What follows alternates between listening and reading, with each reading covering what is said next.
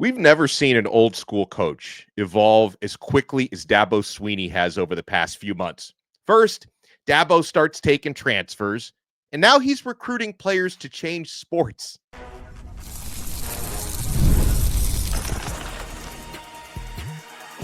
You are Locked On ACC, your daily podcast on the Atlantic Coast Conference. Part of the Locked On Podcast Network, your team every day.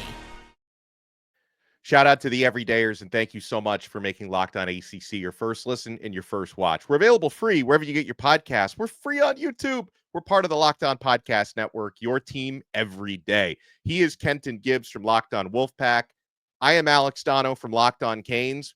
We will talk some Bill Belichick on this episode. However, Kenton and I have unanimously voted on this 2-0 that we're tired of talking about Jordan Hudson, and the judge talked about it enough this week.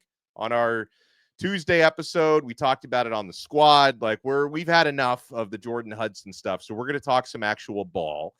Unfortunately, we have to talk about an ACC alum having to medically retire from football way too soon. Jordan Travis, former Florida State standout, has had to hang it up. We'll talk about why and what it means. But let's talk some Clemson football, Kenton. They're making headlines today. So Ian Schieffelin, big man from the Clemson basketball team, 6'8". He does have some background playing football, but you got to go back to his high school days up to 10th grade, and he played quarterback, which is not what we would expect him to do. But there's a lot of buzz that Ian Schieffelin is going to be switching sports from basketball to football. So, I mean, first of all, Kenton, you played football at a higher level than I did, and most any of us listening to this. You played defensive line at NC State.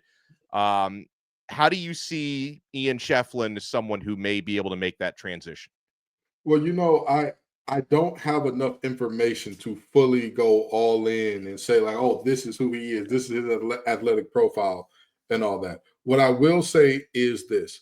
Clemson is very tight end friendly for the things that he'll be asked to do. Jake Brenningstool was not asked to do a ton of blocking as like, hey, you're going to be our lead guy. You're going to be point of attack. We're running power right behind you type of guy. So that plays in the Schieffelin's favor. And the other thing is, there's always the Jimmy Graham and Mo Alley Cox thing where it's like, hey, these guys never play football very limited in terms of just in general in their lives and went into this thing. And that's possible.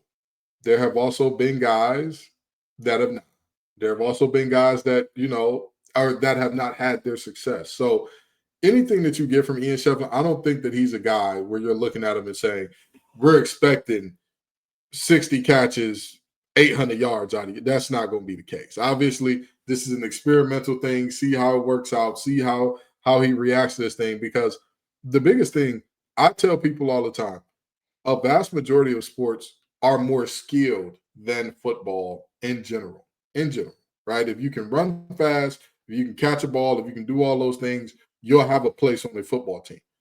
It's not the skill part of it that makes football difficult. You have to be a different kind of individual to see somebody anywhere from college linebackers now, I want to say about 210 to 235, coming at you full speed, and he's trying to separate you from the ball.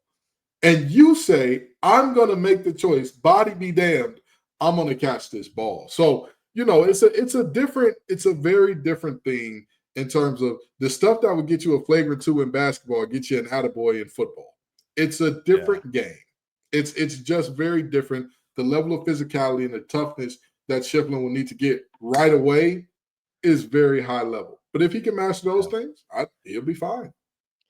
When I first started to see these reports, I was a little bit confused as to how this can even happen. And here's what I've gathered. So Ian Schieffelin, who's played 4 years of basketball at Clemson, I used to understand how eligibility worked.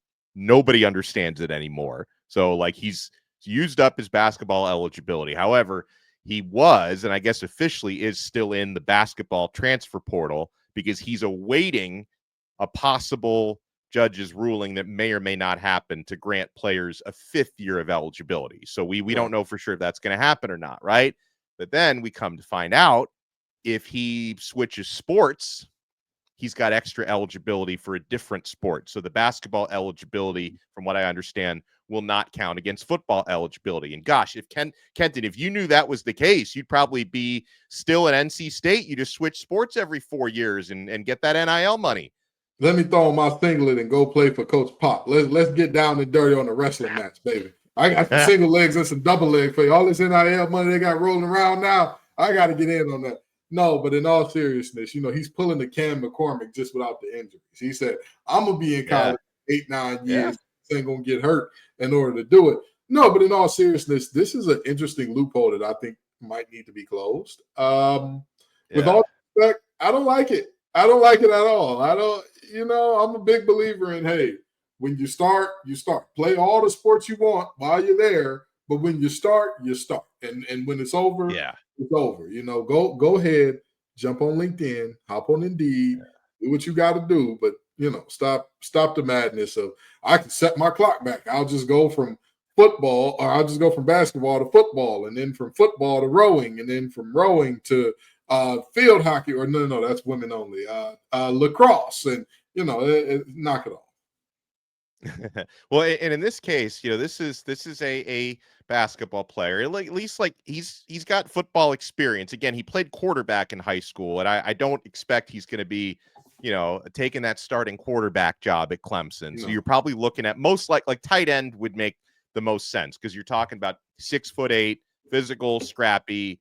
Schieffelin says he's got good hands, so maybe he can make that transition. And again, we've seen players make it. I mean, everybody talks about Antonio Gates. I was covering Miami. I had just graduated from Miami and was covering the program when Jimmy Graham, who was a basketball player at Miami, made that transition to tight end. And he only played tight end for 1 year at Miami, but it was, good enough to get him off to the NFL where he polished his game. He was just a little bit kind of scrappy, and you could see he was making the transition the 1 year at Miami, but made some big plays, and he parlayed that into a massive NFL career. So that transition from basketball to tight end in football, not everybody does it successfully, but there are some awesome success stories out there, with Tony Gonzalez being another one.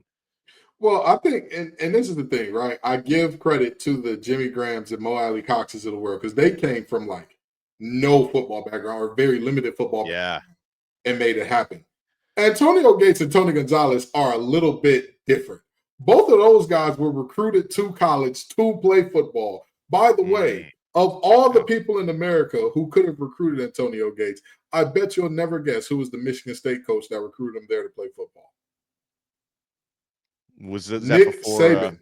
Nick Saban. Oh, I was going to guess D'Antonio, but I didn't really. Yeah, so so that was when Saban was still there. Nick Saban recruited him to play football at Michigan State. So it wasn't like Antonio Gates is some slouch that was like, oh, yeah, I played a little bit of football in high school. I got on the field every now and then. No, it was a bad – no, the same thing with Tony G. He was a bad man that just happened to do a little bit of hooping. But he was, everybody knew Tony G going to make his money on the gridiron. So, again, I wish Mr. Schieffelin the best. I really do think this could work out for him. I have always said, and I'm very honest about the fact, it is much easier to go from basketball to football than it is football to basketball. Exponentially easier. That is, however, neither is easy. They're both hard. Right. It's like, which is harder, right? The 100 men versus a gorilla, or pushing Sisyphus's boulder uphill. They're both really hard. It's just one of them is a lot more impossible of a task than the other. Yeah, no, well said. And maybe the stars will align here, because you mentioned Jake Brenningstool earlier, who was the star tight end at Clemson. He's off to the NFL. They do have a lot of scholarship tight ends of varying, levels, but they have 5 scholarship tight ends at Clemson, but I've heard one of them might move to defensive end this year. So it seems like a spot could come open here, and the stars may align. When we come back, I feel so terrible about this, because, when we saw this guy get injured 2023, it was in November of 2023, that Jordan Travis injury, was so happy for him when he got his opportunity to sign with the New York Jets, but unfortunately he's had to call it a career. Calls the end of the career before it even really started. Let's talk about Jordan Travis when we come back. You want to keep it locked right here. We're only getting started on Locked On ACC. Folks, Supply House is the spot. Get the supplies you need from the site made for the skilled trades. Supply House. Whether you're in plumbing, HVAC, or electrical work, Supply House is the reliable way to order products online. Their easy-to-use website is packed with helpful resources and the latest product info to help you get the job done right. Plus, with a complete inventory of over 200,000 parts from 400-plus top brands, you'll find exactly what you need, delivered fast from coast to coast. Need help with an order? Supply House offers expert support and industry-leading service, so you'll always talk to a real person. And for trade pros looking for the extra edge, their free Trade Master program offers exclusive perks like a dedicated phone line, free shipping, and discounts on every order. Thousands of skilled professionals are already taking advantage. Now it's your turn. Join the Trade Master program today at supplyhouse.com/TM and start ordering plumbing, HVAC, and electrical supplies with just a few clicks. Plus, use promo code SH5 for 5% off your first order. That's supplyhouse.com. Thank you for making Locked On ACC your first listen and your first watch today. Kenton Gibbs, seeing Jordan Travis this week having to medically retire from football. It's just such, I think, a reminder when you're out there playing a dangerous game like this one, you never know which hit, which injury is going to be the last one you take, and cherish every moment. I mean, Jordan Travis, of course, part of a Florida State team in 2023 that, went 13-0, should have gotten into the college football playoff, didn't. He would have had to miss that. Probably the reason why they didn't get in the first place was he had suffered that injury. But to think that in that awesome season that the Seminoles had, for his career now to come to an end because of a cheap hit that he took against North Alabama, I mean, that makes this even harder to stomach now that he's had to retire. It's unfortunate. It really is. But moments like this are why you will never hear me talking down about players seeking bigger money elsewhere. Why you'll never hear me talk about players as selfish or greedy for saying, hey, I need to maximize my value as much as I can while it's here. Because I'm not going to say that Jordan Travis necessarily made anybody a millionaire or anything like that.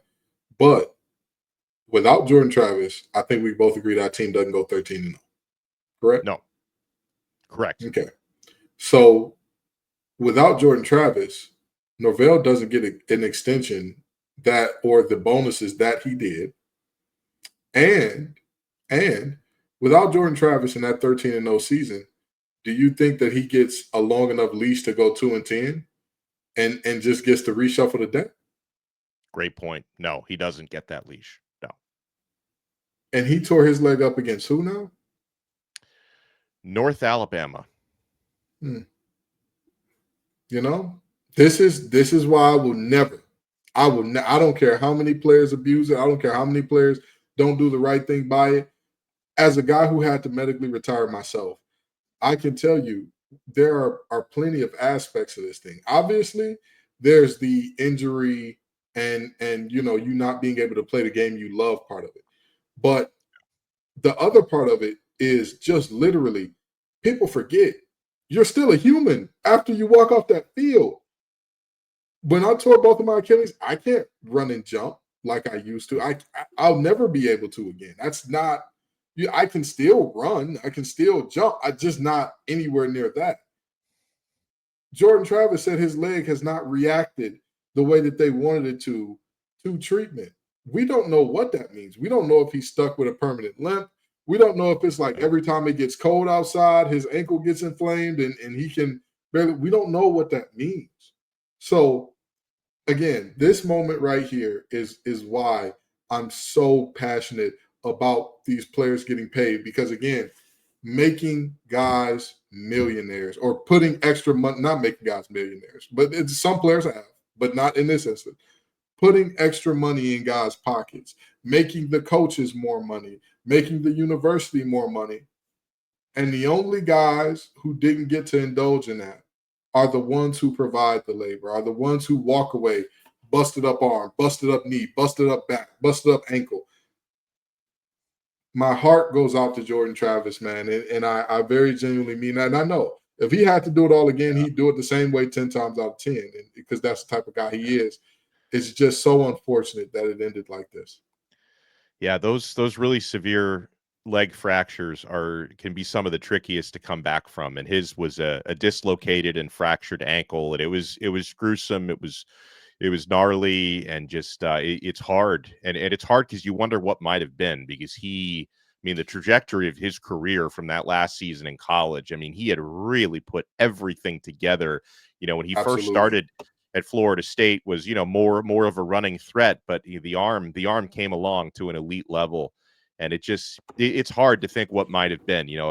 A guy that I know that you all may remember, or maybe you don't, because he didn't have the NFL career, who played wide receiver at Miami years ago, Amon Richards. I mean, Amon was an absolute stud at the college level, and had, an NFL body type. He was going to get to the league, but he suffered a neck injury that he just could never fully recover from. And he had to medically retire before he got his opportunity to play in the NFL. So it's hard, the game of football. And by the way, Kenton, I appreciate what you said, because what you said, I've done it at times. You've probably done it at times, maybe less than others, because, you played the game, so your perspective is different. Most everybody listening to this has done it at times. When you judge players for asking for more money and trying to maximize their earning potential, you made a great point that football, that can be over snap of a finger, right? Yep. You maximize what you can get while you can get it. I respect that. Yeah, that's again, I will talk about maybe the route that players go to do it, but at the end of the day, hey, it is what it is. These there's a limit on how long your body can do this, point blank period. Yeah. And we never know. We never know when our last play is. We never know, hey, this is gonna be the last time I walk on this field. We don't know. It just happens one day, and a few rare guys get to know, but the rest of us, it's a mystery. And so again, my heart goes out to Jordan Travis. This is a young man that, by all accounts, haven't heard a bad word about him. When I met him at ACC Media Days a few years ago, he was extremely humble and acted as if he was honored that folks wanted to speak to him. And this is a dude that, again, you hate to see this happen to anybody. You really do. But especially a guy like him, and it's, again, you talk about what could have been with his career if he didn't get hurt. I mean, even if he just would have recovered properly, right? You look at a Jets team that was in dire straits, needs of a quarterback these past few years, and he just that injury, it worked out in a way he wasn't able to do it. So, more power to him, and I hope that he is at peace with everything, because I know it's so fresh. I know that this thing is so fresh to him, but there's life beyond the game, and I hope that he goes on to live a wonderful, long, happy, prosperous life beyond the game. Yeah, and of course, he was a huge part of that 2023 Florida State football team, which helped raise the stock of Mike Norvell. How high is Norvell's stock 2 years removed from the 13-0 start, 1 year removed from 2-10? I'm looking at now, Kenton, USA Today's rankings of every ACC football coach, 1 to 17, right? Not only looking at where Mike Norvell sits, Dave Doran, Mario Cristobal. What about Bill Belichick? Where does he come in the top 17 coaches list? I promise we will not talk about the girlfriend today. I promise. You want to keep it locked right here. We're not done yet on this brand new episode of Locked On ACC.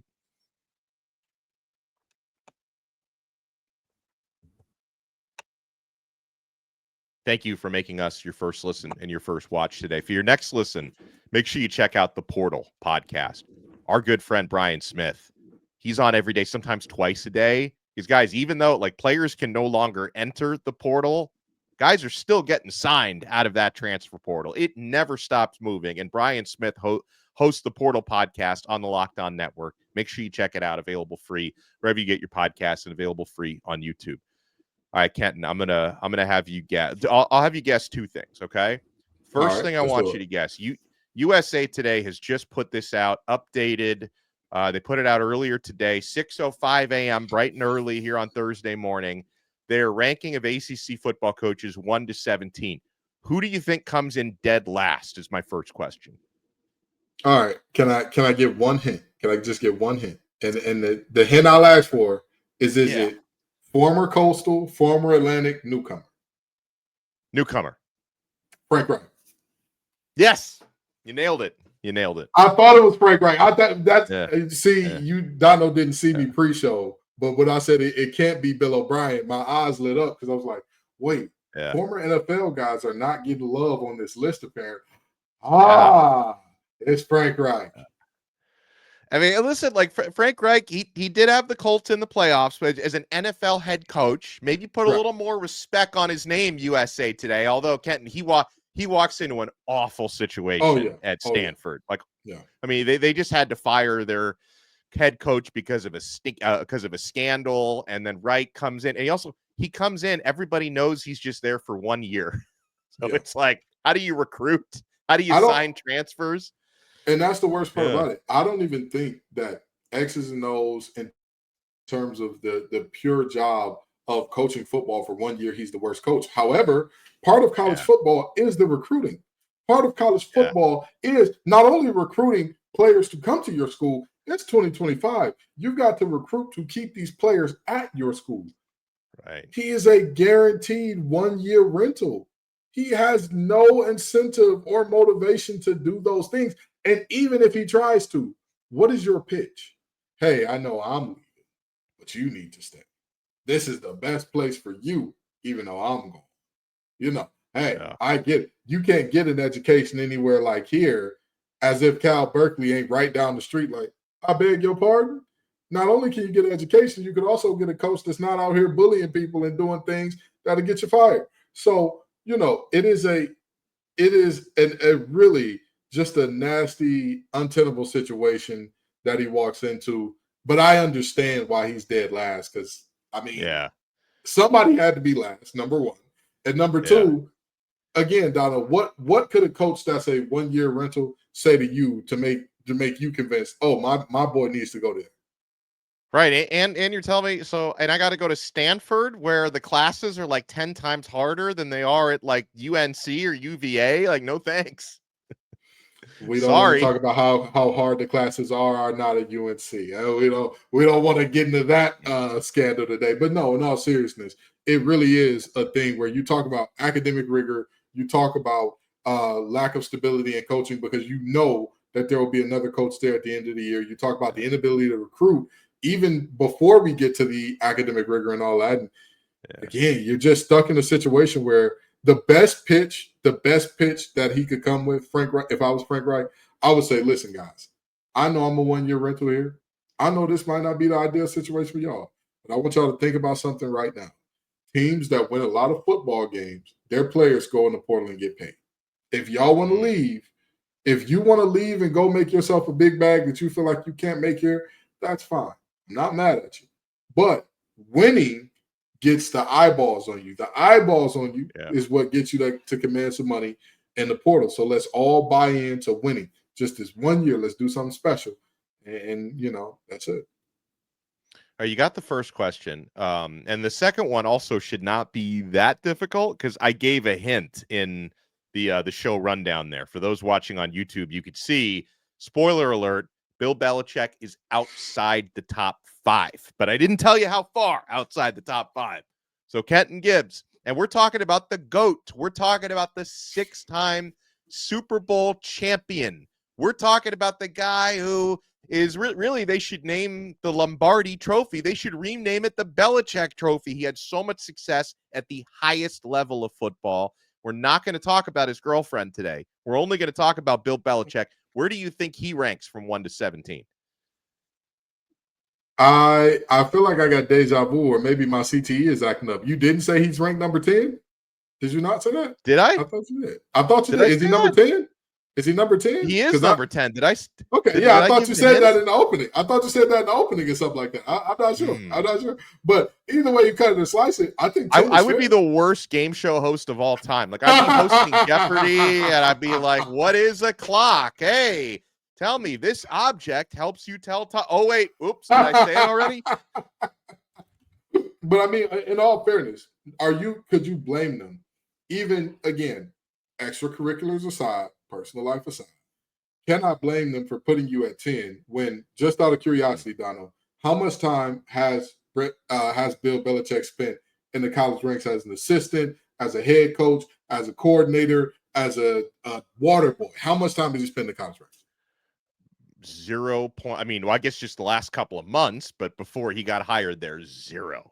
Congratulations. If you're watching or listening to this episode right now, you have as much experience in the college ranks as a coach as Bill Belichick did, or more. You cannot have less. Yeah. You either have as much as him or more. So congratulations. Give yourselves a hand, Locked On ACC fan. Man, I can't believe I gave away the answer before the question. This is terrible. So yeah, Bill Belichick comes in 10th. Here's what the powers that be at USA Today said about him. North Carolina made one of the most interesting hires in college football history when it tapped a coach with 6 Super Bowl titles to elevate a program that enjoys enough advantages to take a step up the food chain. We know Belichick, 73 years old, can coach. Can he thrive in modern college football? That's anyone's guess. Running a college program differs from coaching pro ball. If you're monitoring early indicators, UNC amassed a nice batch of transfers. And yeah, they do have a top 10 transfer class. Now, they haven't brought in as many players as they lost through the transfer portal, but they do have a top transfer class. So they're bringing in some good players, Kenton. Again, I cannot take away from what Bill Belichick is doing there. You cannot take away from they are doing their thing in the portal. You cannot take away from this expectation of them being much better and having the schedule to do so. You cannot take away from that, nor will I try to. I will simply say this. Bill Belichick to UNC was already an odd hire to begin with. And if I'm UNC, I am praying for this offseason to be over so we can get into some actual ball. Because, people say love covers over a multitude of sins. In the game that we play, Donno, we live in a result-based business. Winning covers over a multitude of sins. It doesn't matter if Jordan is the most annoying person in the world and if she's down there calling plays. If they're 13-0 going into the playoff, guess what? All of a sudden, maybe we all need to get a 24-year-old woman to call our defense. What do you say? What do you say? But that's the reality of what we're looking at. It's all about the wins and losses. At the end of the day, I can talk about how much I think that Bill Belichick is all sizzling, no steak and all that good stuff. But if he wins, if they beat NC State for the first time in 6 years, what can I say other than he did his thing? Well, and wins is the reason why, no surprise, Dabo Swinney, who's got, by far the best resume of any ACC coach. They won the ACC last year, in fact. Dabo comes in at number 1. Jeff Brom at number 2. Rhett Lashley at number 3 of SMU. Mike Norvell, number 4. And Mario Cristobal at number 5. What do you think about that top 5? And again, Norvell is still, despite coming off of 2-10 and having more losing seasons than winning seasons at Florida State, as a Miami guy, it's in my contract. I have to point that out. It's just if I was a Miami guy, I'd be pissed. I'd be pissed about that because while Norvell has shown that he will give you a higher ceiling, the overall full body of work gives you a much lower floor than anything that you would see out of Cristobal. So the question is, what are we weighing more, the higher ceiling or the lower floor? Because to me, I don't. If I had to make that trade-off, I wouldn't say, hey, give me a lower floor, give me a floor of 2-10, and I'll be okay because you gave me 1 year of 13-0. I'm not sure if I'll take that trade-off. It's again, I'll let you say that, not me, because at the end of the day, my guy declined to take a knee when he had the game mathematically wrapped up, but he's also never gone 2-10. So there's that. Yeah. Right. Yeah. I remember through the the first 2 or 3 seasons, the Norvell's record was identical to that of the last head coach that they had that everybody said was god awful. Yes, Willie Taggart. Taggart, yeah, their records were identical, and everybody's like, "Oh, Taggart inherited a much better program." And I'm like, "You sure about that? You sure?" But Norvell shut all those detractors up with a 13-0 year. He did. Sure He did. did his thing, and so again, I understand the rationale. I can see it. I disagree, but at least I can understand the rationale behind saying Norvell ahead of Cristobal. All right, so let me give you the rest of these after. Cristobal at 5, Brent Key, Georgia Tech at 6, Pat Narduzzi, Pitt at 7, which I feel like that's some respect for Narduzzi. Dave Doran at NC State, number 8. Manny Diaz, Duke, number 9. They had a really good year his first year as head coach there last year. They won, 9 games? Bill Belichick, number 10, as mentioned. Fran Brown, 11. He said he won't shower till he cracks the top 10. Bill O'Brien, number 12. Jake Dickert of Wake Forest, number 13. Justin Wilcox, Cal, 14. Brent Pry, Virginia Tech at 15. Tony Elliott, 16. Frank Reich at 17. I mean, there's that's rough, the latter part of that list. I honestly feel like maybe Wilcox should be ranked a little bit lower than 14. I mean, he goes and hires Brian Harsin to be his new offensive coordinator. The guy is like player repellent. Nobody wants to play offense for Cal this year. Miami was able to land a running back that was almost going to transfer to Cal, Jamar Brown. He could have gone right to Cal to be their starting running back. Instead, he came to Miami to be a third stringer. Like that's how badly guys don't want to play at Cal. I'm gonna tell you what. I remember when Kendrick Raphael of NC State hopped in the portal, and it was right after they had that mass exodus at Cal. And I wanted to tweet out right then, Kendrick Raphael, you are a bear. But I couldn't do that for obvious reasons. He ended up actually going to the Cal Bears, and it was just like, look at that. At some point in time, it's still an FBS and Power 4 opportunity, so somebody's gonna take it. But like you said, Donno, that should say something. That everybody and their mama is fleeing a program that, again, there are snaps, there are carries, there are reps available for you. In fact, I heard some of the Cal football players want to transfer to Clemson to play basketball because they heard Ian Schieffelin is going to be changing to football. Hey, you got Scully's open? I'll come over. I'll play hoops for you. Nasty business, but you know what? The way Harsin got them boys acting up, I wouldn't be shocked at all, because there has been a mass exodus, the likes of which we ain't seen since those folks since Moses parted the Red Sea, and so out of Cal as soon as Harsin got there. So at this point, anything is believable. And listen, I know Justin Wilcox, great defensive mind. They better be ready to play some defense again at Cal, because outside of Kendrick Raphael and the quarterback whose name I cannot pronounce who transferred there, I have no idea who else is playing offense. Like, I don't think they have an offensive line. I think they're going to bring the chubbiest fans out of the stands to line up and protect their quarterback. Like, I don't know what they're going to do. They got nobody left. Listen, you and me both are wondering what they're going to do offensively. I'm not sure if they're going to go with the water boy situation of we're going to punt and make their offense beat us. We just going to punt it every play and make their offense beat us. Whatever works. Well, we appreciate everyone taking the time to make Locked On ACC your first listen and your first watch today. He is Kenton Gibbs from Locked On Wolfpack. I am Alex Donno from Locked On Canes. We'll talk to you next time on another episode of Locked On ACC. We are part of the awesome Locked On Podcast Network, your team every day.